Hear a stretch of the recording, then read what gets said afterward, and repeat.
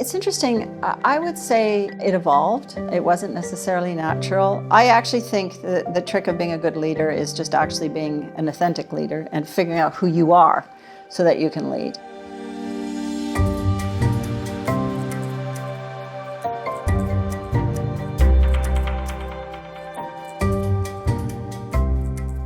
I was born in Spalding, Saskatchewan, and that's a very small town in Saskatchewan, and my father was a Lutheran minister.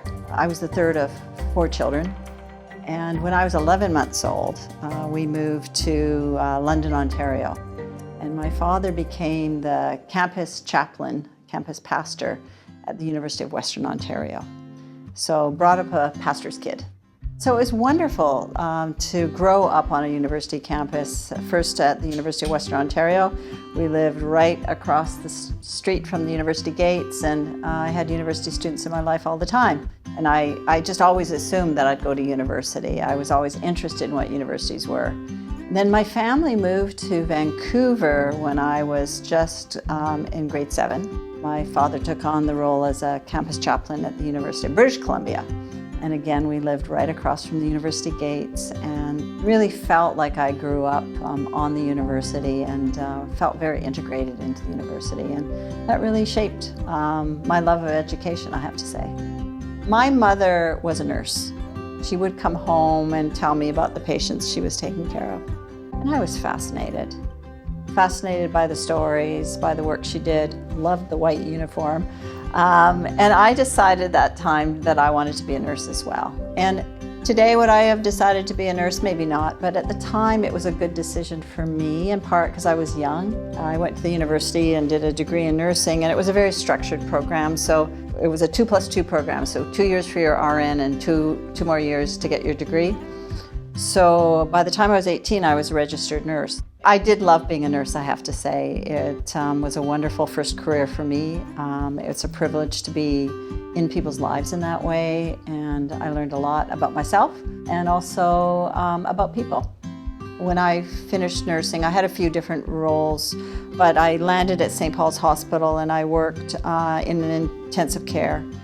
And it was during the HIV/AIDS crisis, before we knew it was called HIV. People were showing up sick and dying and no one knew what it was. Then there was a lot of fear. And it was interesting. I think that was the very early seeds for me to really be interested in research, in evidence, and how is it that we can start to make, evidence-informed decisions about how to care for people, etc. I thought I'll be a head nurse, a nursing supervisor. But I went back to school at the University of Alberta, and I was really exposed to a number of fantastic professors doing research. And it was really there that I started to realize what academic life was about, how wonderful it is to be involved in research, to be asking questions, pursuing knowledge. And it was really during my master's degree that I decided I wanted to hang in there. Get my PhD as well, and pursue an academic career. I did my PhD and returned to the University of British Columbia as a professor and started to develop my own program of research. We had a great team of people doing work, mostly in the area of public health, really interested in the social context of health behavior. So what are the social factors that really will influence us that from a policy standpoint, we might be able to adjust so that people can live more healthful lives. I was particularly interested in gender and the different opportunities for men and women, how one's gender actually shapes outcomes.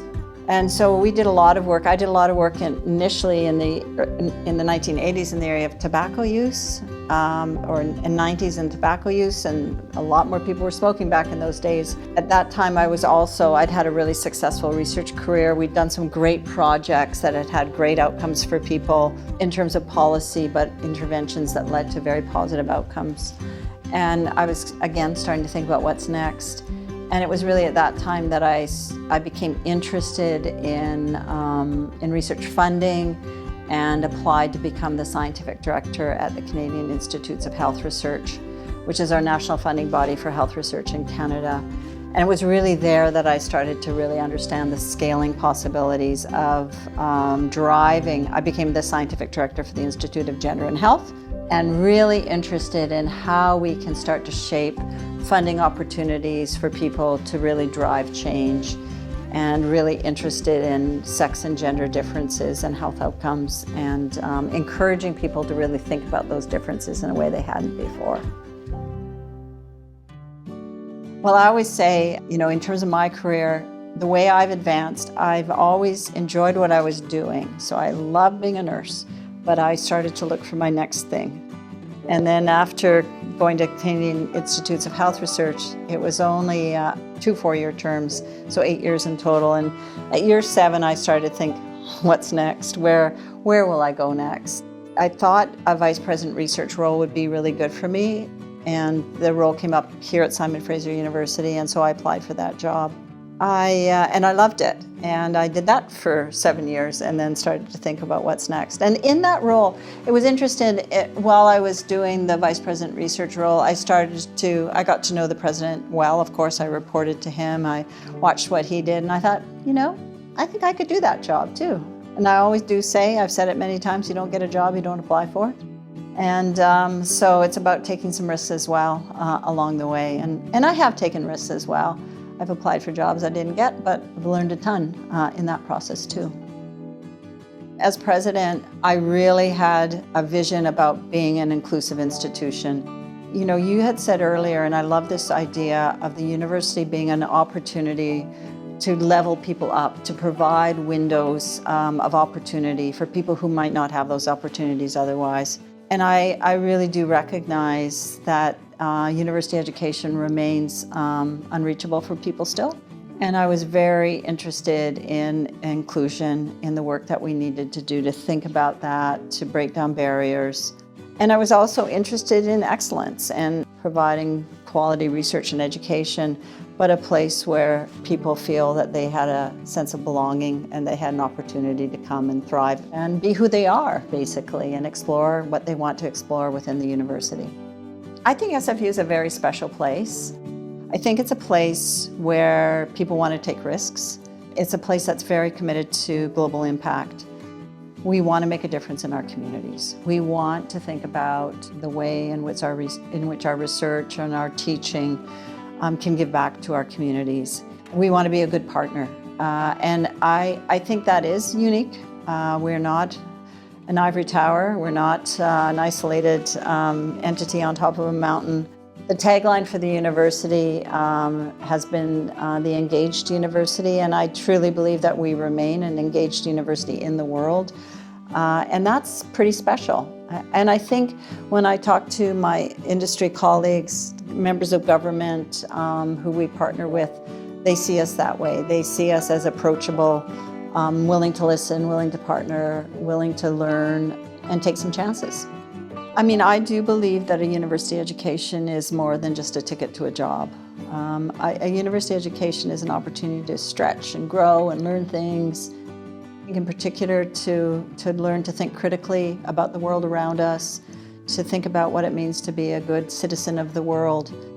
So my hope for our students is that they would not just come to SFU and study computer science or history, but that they would really take advantage of what it means to be at a university, to be exposed to really cool, different ideas, to meet. It's often a formative time for young people. They're away from home, making friends, figuring out who they are. And I guess my hope is that as an institution, we provide the context that really can support that growth, and that we, when we see them graduate, obviously I want them to go out and get a good job, and most of them do. I have to say, a university education provides great value for young people.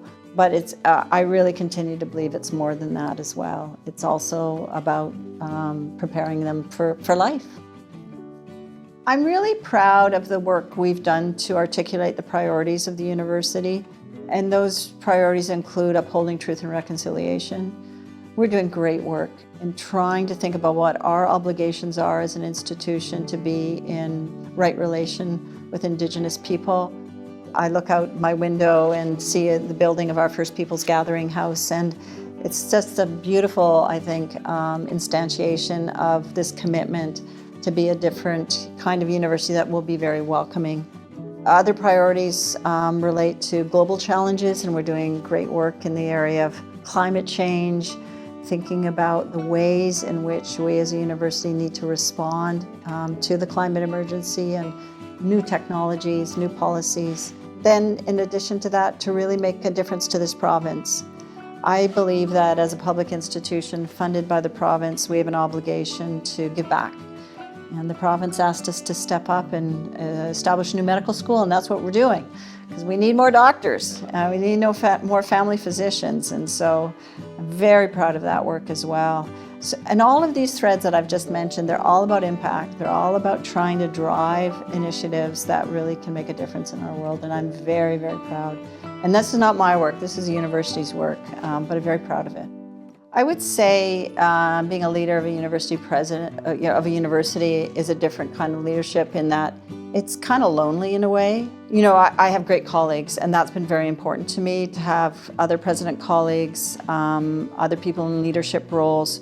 But you really, you are the final decision maker in many regards. And that initially, I think, weighed fairly heavily on me. I felt it's a big responsibility, and I wanted to do a good job, of course. And I recognized, I think early on in my presidency, that I did need to kind of cultivate those connections, those sounding boards that would help me in what really felt like a fairly isolated position to lead well and to kind of hold up a mirror for me and help me think about how I'm coming across, what the challenges are. I've got a great partner who helps me with that, but I've got other good people who've been great sounding boards for me as well. It's interesting. I would say it evolved. It wasn't necessarily natural. I actually think the trick of being a good leader is just actually being an authentic leader and figuring out who you are so that you can lead. Leadership isn't a mask you put on. It really is about being yourself, you know, owning up to your strengths, but also recognizing your weaknesses, surrounding yourself with people who hopefully are smarter than you, that help you make good decisions. But that took time. It took time to grow into that. And I'm one of these people, I think, in terms of my leadership style, I observe a lot of people and really think about what I admire and what they're doing. I've emulated some, but it's also kind of peeling off the layers for myself, thinking about who I am and how I want to show up. Legacy is a life well lived, more than anything. It's being able to look back on your life and feel like maybe in some of the smallest ways that you've made a difference and that those ripples continue. For me, that's in part through the students I've taught, through the people I've mentored over the years, through the institutions I've tried to shape and change. That's, to me, legacy more than anything.